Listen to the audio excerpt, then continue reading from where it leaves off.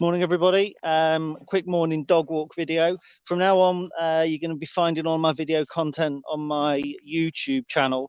I'll post links to that on the site at some point very soon. But it struck me that I do quite a bit of video content, and half the time it gets lost. And some people often ask me if they can find it again and that sort of thing. So I will be putting a little bit more into my YouTube channel. Don't expect anything quality like Max Eshelby's channel, which is well produced and all that sort of thing. It will just be me walking my dog, talking into my phone about Lincoln City mainly. But at least it makes everywhere makes it easy to find. So it's a fine morning this morning. Hello to everybody that's watching. Feel free to leave comments and questions this morning. So we've only got a little bit to talk about. Just so you can see, this is my track this morning. Ooh, I think that's actually my dog defecating. No, it's not good. So a bit of news last night was that Sean Roughsn signed his first professional contract, and I thought that was perhaps worth just doing a short video on. Sometimes when a youth player used to come through, I think it used to be met not with a blasé attitude, but for instance, when players like Martin Pembleton and Gary King came through, who were both decent players. Gary King went on to actually play for Accrington a couple of times, I believe.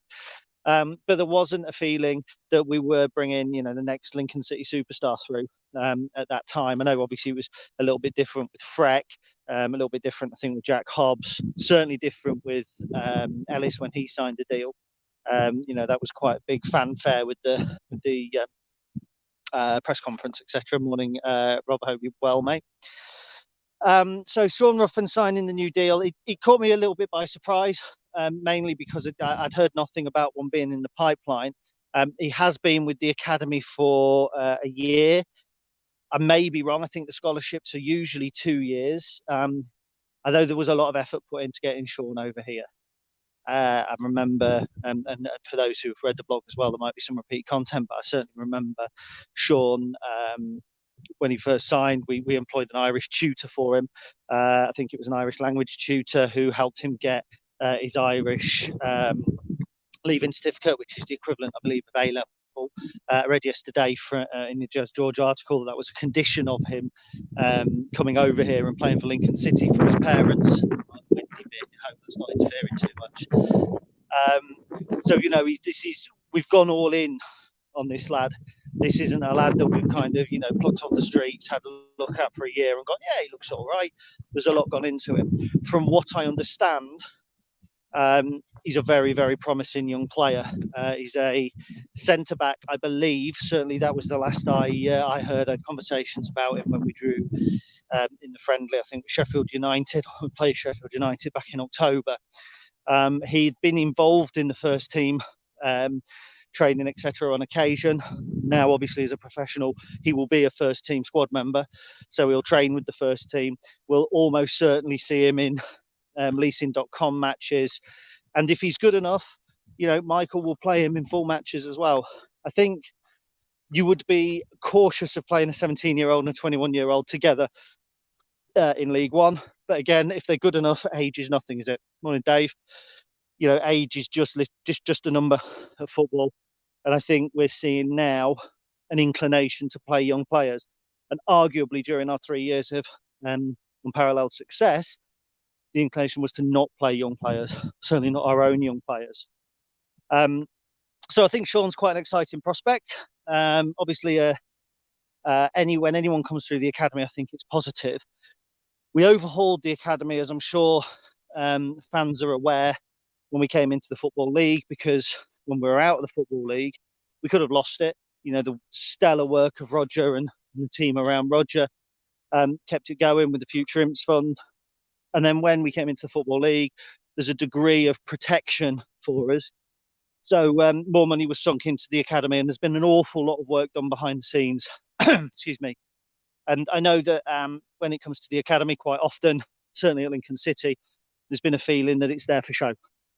In the past, we try and bring young players through, but aside really from Lee Breckington and Jack Hobbs and Danny Home, perhaps, who have we brought through in the last 15, 20 years, who has had an impact anywhere other than in the non-league? Obviously Ollie Ryan went to Boston, Pembleton and King. Gary King did play a little bit elsewhere. And even, the likes of Connor Robinson and Alex Simmons, who were decent players at the time, both scored a few goals for us, but weren't ever likely to become Lincoln City legends. They were decent players. I'm not criticising them, and I know Jack Hall would love me certainly to criticise Connor, who we got in a bit of a Twitter spat with. But I think now the academy is more set up to produce players who will go on to play league football. And I think we're seeing that with where we're recruiting from as well. In days gone by, your youth setup was recruiting from the parks of your local area. You brought players in, probably not from as far afield as Ireland or London, where we brought Jordan Adebayo-Smith in from. You brought them in from, Glebe Park or St Giles. And I think it's showing a more professional outlook at the back of the club. And this isn't related to the manager or on the field at all. This is the club infrastructure for the next 10, 15 years. Good point with Shane Clark. Adam, thank you for that. Peter Jackson did concentrate on youth quite a bit. And he brought quite a few players through who then perhaps didn't have the impact for other managers. But Shane Clark's a good shout. He did come through. So apologies, Shane, if you were watching, which I'm sure you weren't. But I think it's all to do, as I say, it's all to do with this infrastructure. I think it's another positive aspect of the club from behind the scenes. I think given the current climate, to see young players coming through to bulk out the squad is going to be hugely important. I don't know if there are any more that are kind of coming through or not at the moment. But, we're going to operate with a relatively small squad. 95% of the teams in our division are going to operate on a relatively small squad. And if a wage cap comes in, although 2.5 million probably wouldn't affect us too much, I wouldn't think we've got a budget that's quite that big, the playing budget, but it will certainly affect the overall division. You will see more younger players coming through. So when I say exciting times, it's certainly very exciting for Sean signing his first full contract. As I understand it, he's dealt with his first year away from Ireland and away from home with immense maturity. I think there's high hopes that he's got leadership qualities longer term. But there's also, I think, an inclination not to heap too much pressure on the boy. And I think that that's something that fans, need to realise as well. We've done a podcast where I talk about it a little bit more in depth, which will be out at 12 o'clock today. But I think that everybody's got to be aware that some of these young players you have to wait for. And I think we'll see Sean on occasion in the first team. James Otter has asked, would I expect Roughan to go out on loan this season? At present, no, because we've got 3 centre-backs. Possibly to get some senior experience, we might see that happen if we sign a couple more players. I get the feeling that there's a belief that he could be good enough to sit on the bench, and if we need cover to come on, I get the feeling that we're not talking here about a young player coming through who has then got to go out on loan. But I know that part of a player's development is often going out on loan. And I mean, you only have to look at players we've signed like Joe Morrell and Connor Coventry, who have progressively made their way up the ranks. So perhaps to get some senior football, if we're covered squad-wise, we might see him go out on loan.